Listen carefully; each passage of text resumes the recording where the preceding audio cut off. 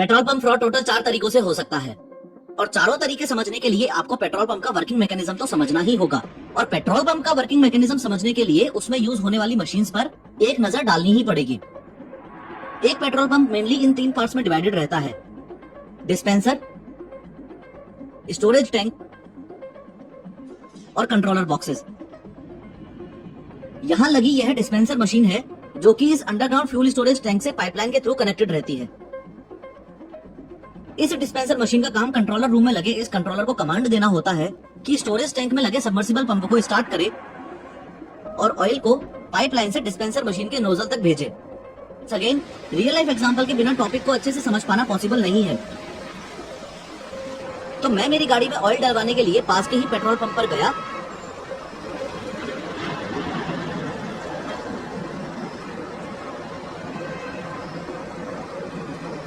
और मैंने petrol pump पर लगी हुई इस डिस्पेंसर मशीन के पास गाड़ी लगा दी। फिर मैंने इंजन बंद किया, हैच ओपन किया, बाहर आया और पेट्रोल पंप अटेंडेंट को 1010 रुपए का पेट्रोल डालने को बोला। फिर पेट्रोल पंप अटेंडेंट ने डिस्पेंसर मशीन में लगे इस कीपैड में पहले सेल बटन प्रेस किया, उसके बाद 1010 प्रेस करके एंटर प्रेस कर दिया। उसके बाद नोजल उठाते ही अटेंडेंट ने मुझे बोला कि जीरो चेक कर लो। यहाँ एक छोटा सा कैच है, ध्यान से समझना।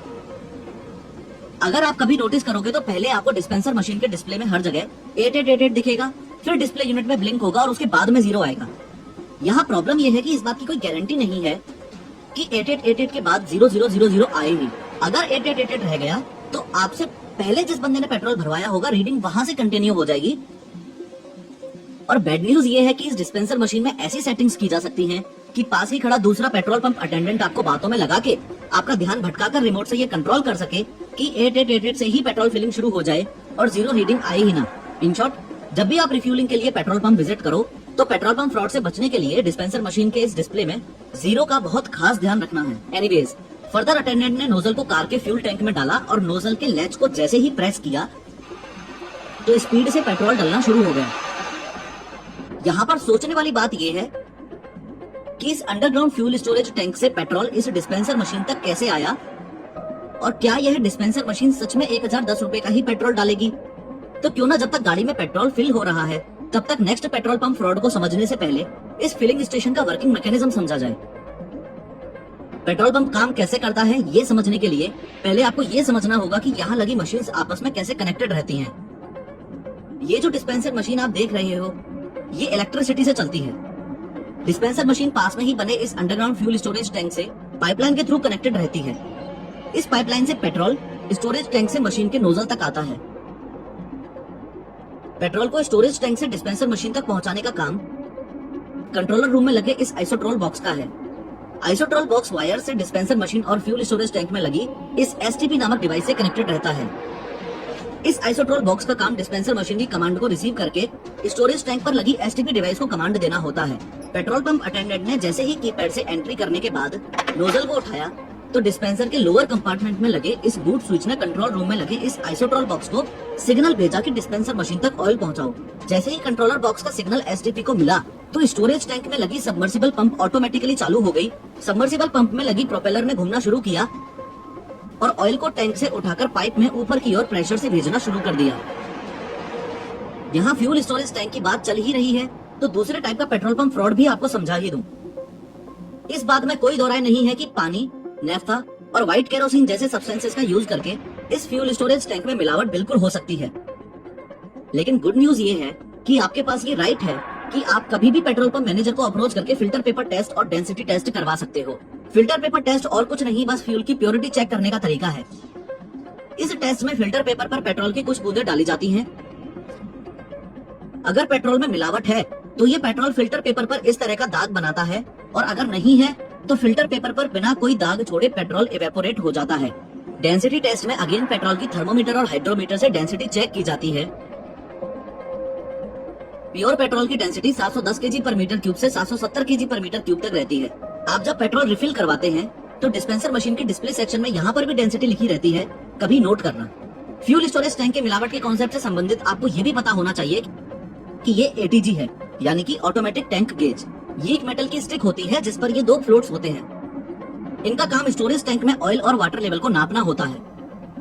अब आप सोच रहे होंगे कि फ्यूल टैंक में वाटर का क्या काम, तो मैं बताता चलूं कि बारिश के टाइम स्टोरेज टैंक में अगर इस डिस्चार्ज पाइप की कैप लूज है तो पानी स्टोरेज टैंक में आ सकता है। तो ये जो एटीजी देख रहे हो, मेजरमेंट्स के लिए इस एटीजी की जगह पहले गेज स्टिक यूज होती थी। गेज स्टिक से सिर्फ मैनुअली मेजरमेंट किया जा सकता था। जब गेज स्टिक यूज हुआ करती थी उस समय गवर्नमेंट को ये पता नहीं चल पाता था कि इस पर्टिकुलर पेट्रोल पंप के स्टोरेज टैंक में सिर्फ प्योर पेट्रोल ही है या किसी प्रकार की मिलावट कर रखी है। लेकिन अब पेट्रोल पंप ओनर मिलावट नहीं कर सकता, क्योंकि यह एटीजी इस स्टोरेज टैंक में फ्यूल और वाटर लेवल का डेटा पेट्रोलियम कंपनी के सर्वर पर अपडेट करती रहती है। फिर ये पेट्रोल आगे बढ़ता हुआ इस डिस्पेंसर मशीन के बॉटम पार्ट में आ जाएगा।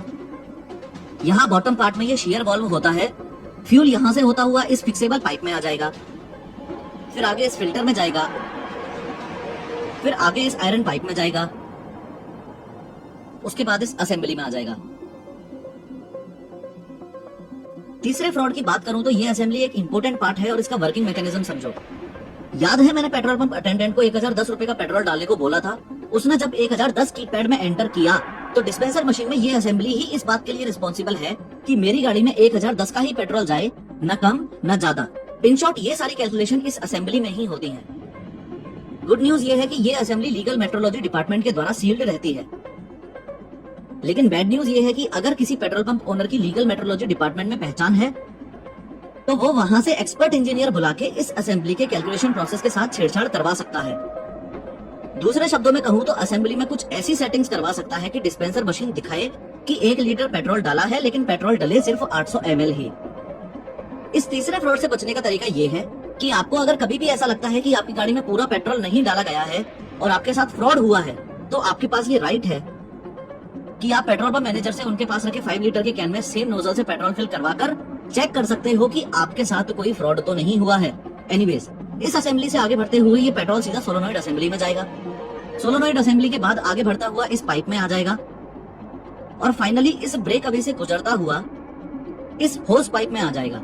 फिर इसके आगे तो ऑब्वियसली आपको दिख ही रहा है कि होस पाइप से नोजल में आ जाएगा और नोजल से गाड़ी के पेट्रोल टैंक में। नोट करने वाली बात यह है कि चौथा फ्रॉड इस पूरे प्रोसेस से हटके डिस्पेंसर मशीन के इस ऊपर वाले पार्ट में होता था। आगे बढ़ के डिस्पेंसर मशीन के ऊपर वाले पार्ट को पहले पेट्रोल पंप मैनेजर खोल सकता था। उसमें डिजिटल मीटर्स को मैनिपुलेट करने के लिए मैलिशियस हार्डवेयर का इंस्टॉलेशन कर सकता था। फॉर एग्जांपल, डिजिटल मीटर में रीडिंग सुपर फास्ट होगी लेकिन गाड़ी में पेट्रोल नॉर्मल स्पीड से ही जाएगा, एक्सेट्रा। लेकिन फ्रॉड को रोकने के लिए गवर्नमेंट इंजीनियर्स ने डिस्पेंसर मशीन में कुछ एडवांस हार्डवेयर इंस्टॉल किए और अब डिस्पेंसर मशीन के अपर पार्ट को ओपन करने के लिए गवर्नमेंट इंजीनियर के पास ही एक ओटीपी जाता है। इन शॉर्ट, ये पेट्रोल पंप ओनर बिना उस ओटीपी के डिस्पेंसर मशीन के अपर पार्ट को ओपन करके अब मैनिपुलेट नहीं कर सकता। इस पूरी कहानी का तात्पर्य ये है कि टोटल 4 तरीके से पेट्रोल पंप फ्रॉड आज तक मेनली होते आए हैं। सबसे पहला ध्यान भटकाने वाला, जो कि आज भी होता है। दूसरा, फ्यूल स्टोरेज टैंक में मिलावट, जो कि अभी एटीजी लगने की वजह से मुश्किल है। तीसरा है डिस्पेंसर मशीन में लगी असेंबली से छेड़छाड़ वाला, आज के टाइम ये भी थोड़ा मुश्किल है।